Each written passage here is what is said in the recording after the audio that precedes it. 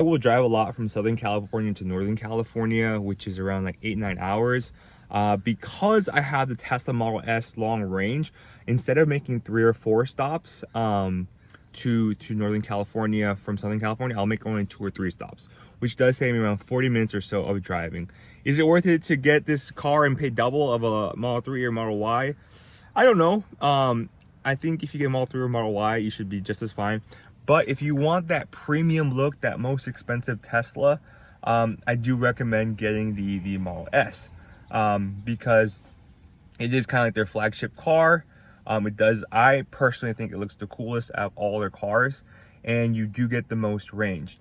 If I were to do this again and get a brand new Tesla, that's a Model S, I would get the Model S long range and then get the normal like wheels it comes with. I think it's like Gemini wheels, I forgot what it's called, but get that 405 range, do a long range. It's around $75,000 right now, and it's lowered down its price a lot since it first came out. If you're really into speed, then get the Plaid, but to be honest with you, this is plenty fast. I have driven the Plaid so many times, the Model S Plaid, and it gives me a headache because it's just way too fast and it's way too much acceleration. You also do get less range.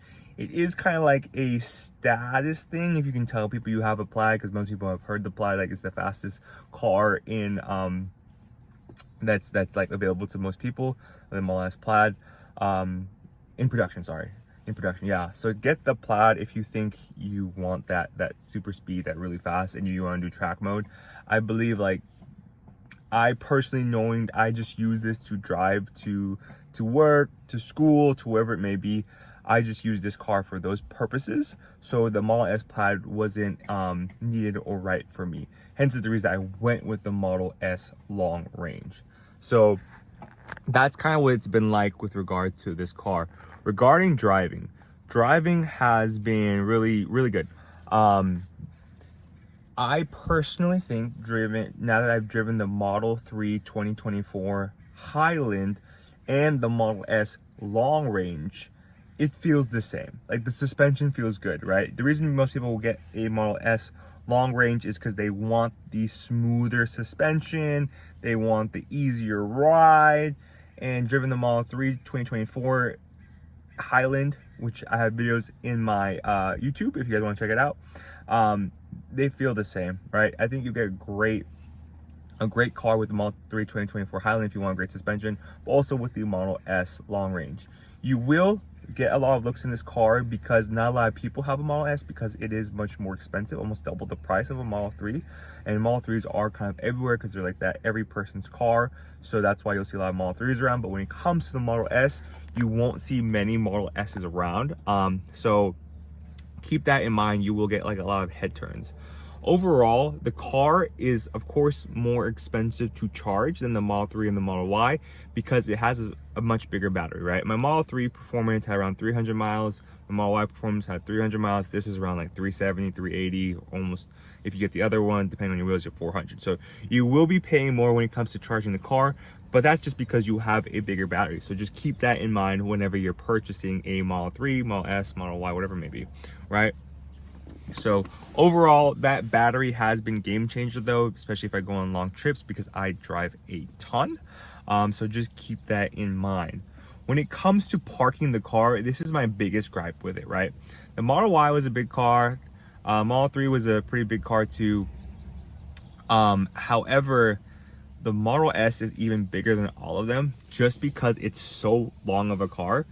This car can be hard to park at times. There's so many times in like San Francisco where I'll try and park and the car is so long and I can't do like a parallel parking, or the car is so long and I have to like basically like find other parking spots for the car, which does make it kind of interesting. So that was my biggest gripe with the car, is how hard it is to park, right? So also, most Model S's you'll see on the road are all the older versions of the Model S's.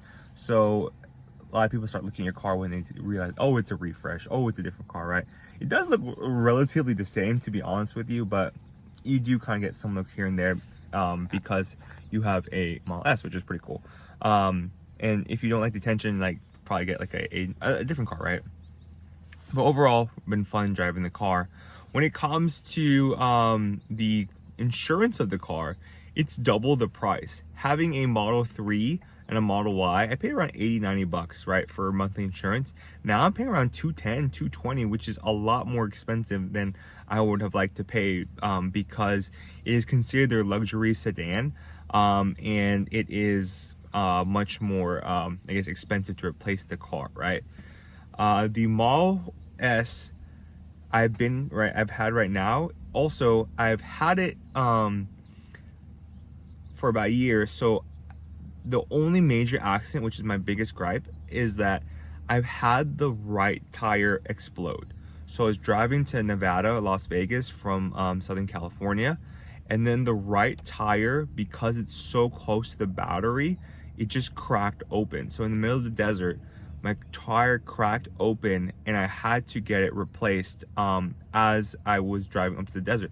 And that was a huge kind of issue. Apparently it happens a lot with the Teslas because their tires are so close to the battery that when it cracks open, it honestly essentially like destroys the wheel and you have to get it replaced, and it's very, very dangerous. So that's happened to me, and that was my biggest gripe about the car, was that you pay so much money for this car and then the tire just gives out and breaks on you mid-drive, and that was very scary.